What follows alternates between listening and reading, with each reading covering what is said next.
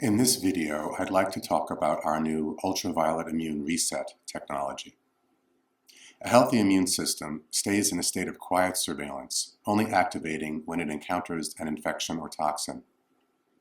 This is important because an activated immune system creates inflammation in the body, and a chronically activated immune system creates chronic inflammation. The first time the immune system encounters a new infection or toxin, it takes a little time to recognize it as a threat and to make antibodies specifically designed to counter it. But the immune system is smart, and it learns. After the initial exposure, the immune system memorizes the protein signature of the infection or toxin so that the next time it encounters the same threat, the response time is much faster. When you get a sore throat and fatigue for an hour, and then it's gone, that's your immune system reacting to a threat quickly and efficiently. In order for the immune system to do this properly, it needs to do four things. It must memorize the protein signature of the infection or toxin. It must make sure that it doesn't react to harmless environmental proteins. It must make sure it doesn't attack normal human tissues. If it does make a mistake and starts to react to harmless environmental proteins or normal human tissue, it must be able to correct that mistake. Unfortunately, for many people, this last step is flawed. Unable to properly erase corrupt data from their immunologic memory banks, their immune system accumulates more and more allergies, intolerances, and autoimmune conditions with each passing year. In this video, I'm going to talk about how to support the immune system in clearing this corrupt data so that we can have better health. To understand this, first we need to talk about antibodies. Antibodies are the proteins the immune system makes to directly neutralize toxins and infections or mark them for destruction by white blood cells. Antibodies are made by the white blood cells called B cells. There are 5 types of antibodies. They are called immunoglobulin M, G, E, A, and D. Type M is the first immunoglobulin to respond to a threat. Type D comes next, but it's not clear what this one does. It likely has a supportive or regulatory role in relation to the other immunoglobulins. Then come types G, A, and E. Type G patrols the fluids of our body for viruses and bacteria. Type E patrols for parasites. And type A patrols the mucosal surfaces, those being the lungs, the gut, and the urogenital system. Immunoglobulins are looking for proteins that don't belong in the body, and since bacteria, viruses, fungi, parasites, snake and insect venoms, and plant toxins contain proteins, this is a successful strategy. Unfortunately, there are chemicals and metals in our environment that can alter proteins in the body to make them appear as threats that immunoglobulins will also respond to. These are called sensitizers. If a sensitizer bonds to a harmless dietary protein, we get a food allergy or intolerance. If it bonds to something airborne, we can get mold, pollen, or dust allergies. If it alters the normal human protein structure, the immune system may then perceive our own tissue as a threat, creating an autoimmune condition. Metals, cosmetics, pharmaceuticals, bleaches, we're surrounded by sensitizers, so it's no wonder that we have so many immune reactions. We call these reactions hypersensitivities. There are 4 types of hypersensitivity reactions. These are allergies, intolerances, autoimmune conditions, and contact poison reactions. Let's go through them. Type 1 hypersensitivities are caused by the IgE immunoglobulin, and these cause mast cells to release histamine. Histamine creates allergy responses like diarrhea, runny nose, itchy eyes, sneezing, and itchy skin. This is an attempt to flush out or scratch off parasites. If a sensitizer triggers a type 1 hypersensitivity to a harmless substance, we now have an allergy to that substance. Our histamine detox product, Tessimet, may support proper histamine function, but it's important to address the root cause of the issue, and that is the immune system's hypersensitivity from a corrupt immunologic memory. Type 2 hypersensitivities are caused by the immunoglobulins IgG and IgM. These go after bacteria and virally infected cells. Type 2 hypersensitivities also work with something called the complement system, which is a group of about 50 proteins made in the liver. When these proteins interact with bacteria and virally infected cells, they insert what amounts to a tube into the target that is fat-soluble on the outside and water-soluble on the inside. The fat-soluble part of the outside embeds in the lipid membranes of the target, while the water-soluble portion of the tube on the inside lets water move into the target. Functionally, this tube causes water to flood into a target cell due to osmotic pressure, and as a result, the bacteria or virally infected cell swells up with water and eventually pops like a balloon. If a sensitizer triggers a type 2 hypersensitivity, it can identify normal human tissue as a bacteria or virally infected cell, and as a result, the immune system will insert these tubes into healthy human cells, causing them to swell up and possibly explode. This is an autoimmune reaction. Our Allergica product may support your body in dealing with true infections, but for corrupt immunologic memory, we need to do something else.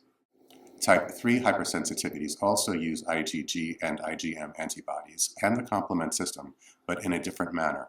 In this case, IgG and IgM antibodies fuse directly with the antigens of various microorganisms or toxins and create what is called an immune complex. These immune complexes are then broken down by proteolytic enzymes in the lysosomes of the macrophages in the marginal zone of the spleen and by Kupffer cells in the liver. However, if we have more immune complexes than our spleen and liver can process, these complexes overflow into our circulation and can deposit into tissues. Once in the tissue, white blood cells will try to remove them and go into the tissue to clear the immune complex. But if they fail, this can also lead to an autoimmune reaction. This is precisely how atherosclerosis forms. Our albendextrin product may support the body in neutralizing these immune complexes that cause a type 3 hypersensitivity, but again, we still need to address the root cause. Type 4 hypersensitivities are not caused by antibodies, but rather by T cells, which are also white blood cells. Type 4 hypersensitivities are caused by contact poisons like poison oak, poison ivy, as well as the mycobacteria that causes tuberculosis and leprosy. Unfortunately, sensitizers can also create type 4 hypersensitivities. Sensitizers confuse the immune system. They can cause it to learn the wrong lessons, draw the wrong conclusions, and create wrong associations, and as a result, we can end up with allergies, intolerances, and autoimmune conditions. In order to bring balance to our immune system, we need to do two things. We need to detoxify our bodies from the sensitizers like toxic metals, chemicals, and mold, but we also need to remove corrupt data from the immune system memory banks. To support the detoxification of the body, you can consider products like our Xenoplex, Glytamins, Albendextrin, Metacardium, Captamet, and Dacimet, depending on the nature of which toxins you would like to support the removal of. In this video, however, I want to focus on how to remove corrupt data from the immune system memory banks. There are three types of immune cells which can store immunologic memory. These are memory B cells, plasma cells, and memory T cells. Memory B cells are the general memory cells of the body. Plasma cells are the specific memory cells of the body. If the exact toxin or infection has been seen before, it is the specific plasma cells that will respond. If it is something close but not exact, memory B cells respond. Memory T cells support the B cells and can also directly kill infections. Immunologic memories are very persistent. This is because immunologic memory is both decentralized and interconnected. It is decentralized by being stored in every lymph node in the body and in the insular cortex of the brain. It is interconnected by having multiple ways immune memories are connected. This means that once an immunologic memory is made, it is very hard for that memory to be forgotten. Think of it this way. Let's say you have a very nice memory of a day in the park with your children. That memory is connected with an image of their smiling faces, the park, the time of year, the weather, the game of catch you played, the picnic lunch, the walk in the trees. In order to lose that memory, you'd have to lose a lot of interconnected memories. Since the odds of losing every one of those memories is low, you'll likely have that nice memory your whole life. In the same way, immunologic memory is interconnected and hard to forget. That's good news, right? Well, kind of. The interconnected part is what can cause problems. Let's say a person catches a bad cold during pollen season, and their immune system, seeing both the cold and the pollen at the same time, now associates pollen with the virus. Now, anytime a person is exposed to pollen, their body reacts as if it is under attack from a virus. Now the person has a pollen allergy. The next year, the person gets a mercury filling and a titanium implant at their dentist's office. The following day, they need to eat something soft, so they have an omelet for breakfast. The mercury and titanium act as sensitizing agents, and now they have an intolerance to eggs. Next year, a cell tower gets installed near where they work. The cell tower triggers a massive nitric oxide release in their tissues. Before their body has a chance to get accustomed to the new EMF signal, they rake up some moldy leaves in their yard. The nitric oxide release from the EMF gets associated with the mold spores in the leaves, and now they have a mold allergy. The following year, they get a vaccine. Later the same day, they empty a vacuum cleaner. Adjuvants, which are sensitizing agents in the vaccine, hyperstimulate their immune system at the same time as they're breathing in some dust mites. Now they have a dust mite allergy. Finally, with all these corrupt immunologic memories giving them brain fog and fatigue, they decide as a resolution to improve their health and decide to join a gym. At the same time, the company that makes their laundry detergent starts using a new chemical in their detergent. Unused to a lot of exercise, the person pushes too hard and gets pretty sore in their shoulders. But they're now also being exposed to a new sensitizing chemical in their clothes. Their immune system gets confused and starts to attack their injured joints.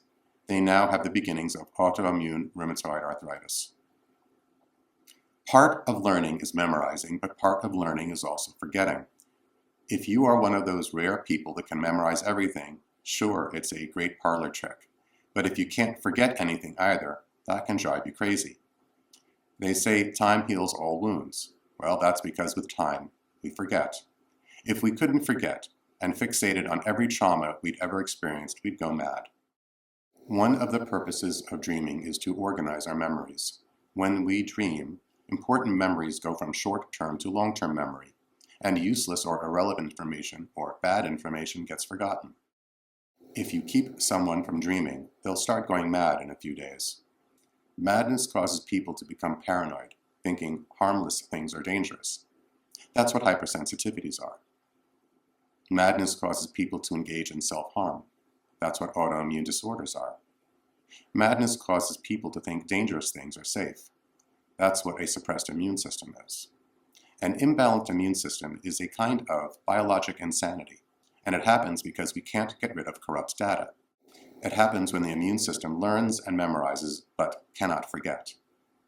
So how does the immune system dream? How do we clear corrupt data out of our immunologic memory banks? How do we take an insane immune system and return it to sanity? The answer is simple: sunlight. It turns out that specific wavelengths of ultraviolet light can clear immunologic memory. This happens in several ways. When B cells, that is the cells that make immunoglobulins, are created, they have a limited amount of time to connect with an antigen, that is, an infection or toxin. If they don't do this in a few days, they die.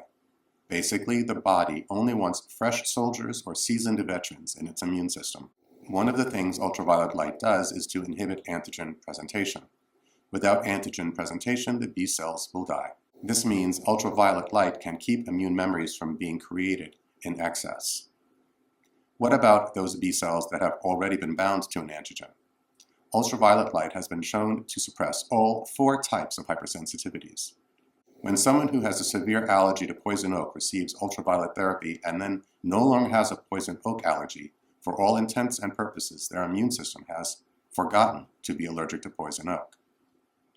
If you have a memory somewhere in your brain, but you can't access it, that memory is functionally forgotten. If your immune system has corrupt data in its memory banks, but can no longer access that corrupt data, it is functionally forgotten. It is deleted. This is how nature balances our immune system. Alas, We spend most of our days indoors, and when we are outside, we wear clothes. Unless you work outside, shirtless, in the sun, year-round, you're probably ultraviolet deficient. Okay, so what can we do? We could try to get a lot more sun exposure, but that's not realistic all year around for most people. We could use sun lamps and visit tanning salons, but these locations may not give us the exact wavelengths of ultraviolet light that our immune system needs in order to clear corrupt immunologic data. Natural sun exposure is very good for us and can help keep us from making bad immunologic memories, but once those memories have been formed, it might not be enough to clear them. Depending on the wavelength, ultraviolet light barely gets past 0.04 millimeters, or 1/60th of an inch. Even the most superficial lymph nodes, where immunologic memory is stored, are 100 times deeper than that.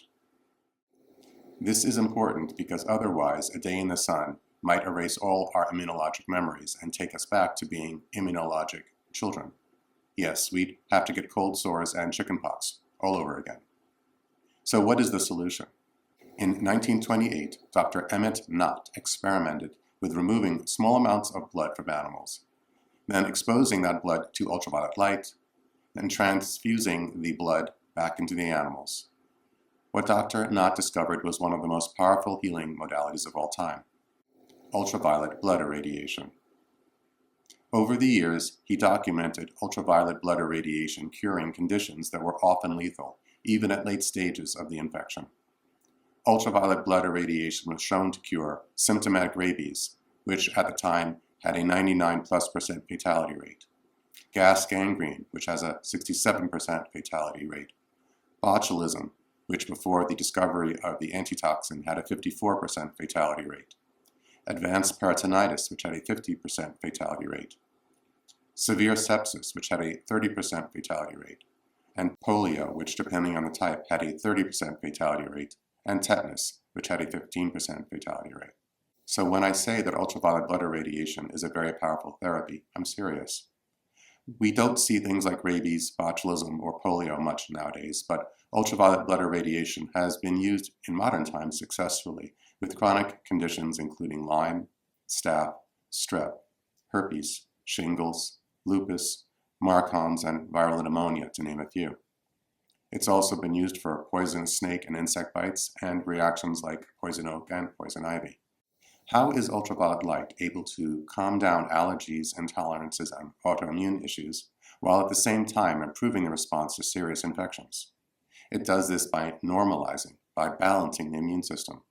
It took some trial and error, but Dr. Knott eventually found just the right amount of blood to treat with just the right amount of ultraviolet light at just the right wavelengths to help immune systems recover their natural balance. Is it safe?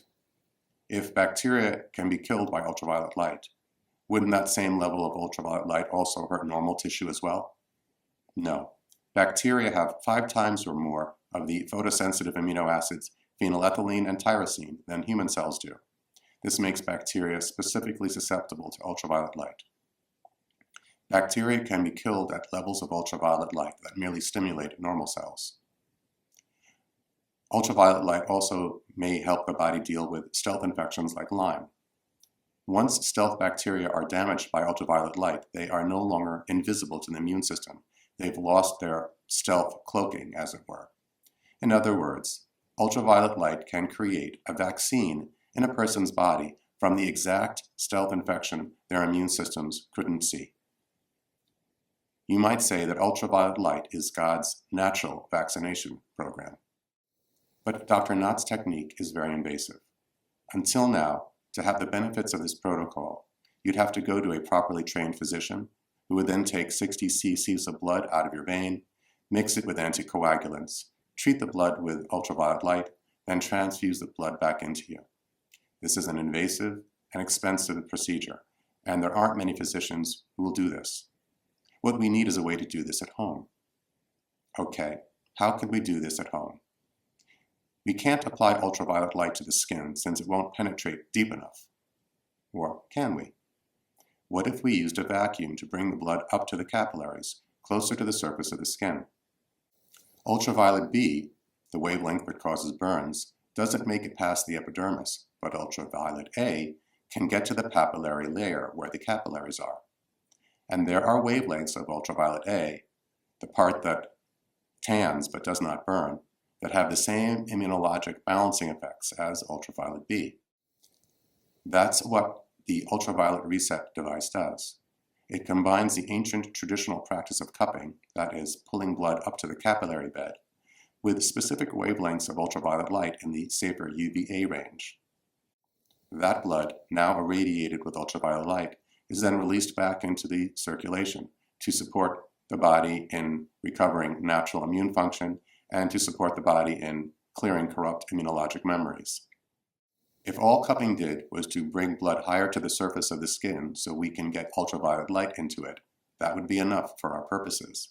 But cupping also triggers the thymus to increase the flow of lymph in the lymphatic system, balances immunoglobulins, specifically lowering IgE, the immunoglobulin associated with allergies, and it can trigger the removal of toxins like toxic metals, uric acid, urea, triglycerides, and cholesterol from the body. Cupping and ultraviolet light are very synergistic together. They combine in a very powerful and therapeutic manner. Okay, let's talk protocols. How do we do this? There are 3 places we can apply ultraviolet light to in order to access immunologic memory banks: the lymph nodes, the intestines, and the liver. These are the 3 places where antibodies are created and broken down. Cupping over the lymphatics mobilizes the immune memory cells from the lymph nodes, giving us direct access to the immunologic memory banks, and working on the liver may support the body in breaking down the antibody complexes that can cause immune reactions before they infiltrate normal tissue. The lymph nodes include the thymus, spleen, the Peyer's patches of the distal ileum, that is, the end of the small intestine, and the regional lymph node centers in the armpits, inner groin, and the sides of the neck under the jaw. If you like, you can also work on the belly button, the soles of the feet, and the back over the lungs, but the initial 9 locations of the sides of the neck, armpits, liver, spleen, thymus, and the sides of the groin are the primary locations. To do this, simply put an ultraviolet reset cup over these areas and gently pump the device to keep the suction for 90 seconds. The basic protocol takes about 15 minutes. While the UV reset was initially made to work on resetting the immune system memory banks, it can have a very powerful effect on the mechanical aspects of the lymphatic system. If lymph nodes are the toilets of the body, the vacuum effect of cupping is like using a plunger to clear out a blockage in the line. If you feel a bit nauseous after using the UV reset, and it's not due to your taking any herbs or medications that react with ultraviolet light, you may be experiencing the effect of the mechanical flush of your lymphatic system, in addition to its effects on the immunologic memory banks. If each time you use the UV reset, this detox is less intense, stay with it, and consider adding more physical movement to your lifestyle. We live in a world filled with sensitizers like toxic metals, chemicals, and EMF. Now, thanks to the Japanese government giving its citizens self-spreading mRNA vaccines, we are also exposed to mRNA vaccines whether we choose to opt in or not. It's no longer a matter of declining a vaccine. Self-spreading vaccines will affect everyone on the planet. To be healthy, we need a way to both detoxify ourselves from sensitizing agents like toxic metals and chemicals, as well as clear, corrupt immunologic memory from the immune system memory banks caused by things like self-spreading vaccines. Ultraviolet light is God's vaccination and immune balancing program.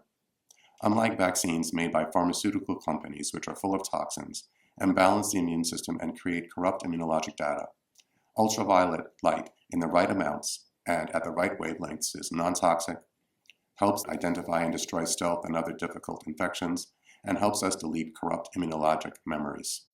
If you'd like to know more about how our ultraviolet reset system may support your health, reach us at remedylink.com. Take care.